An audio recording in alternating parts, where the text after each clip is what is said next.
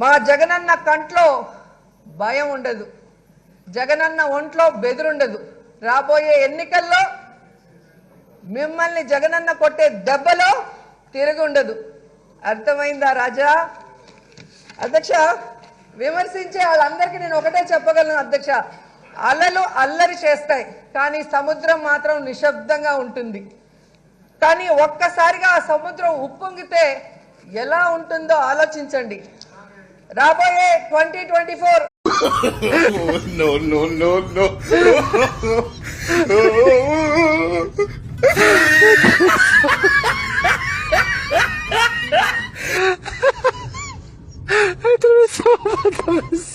प्रभु हे हरि राम कृष्ण जगन्नाथ प्रेमानंद, ये क्या हुआ?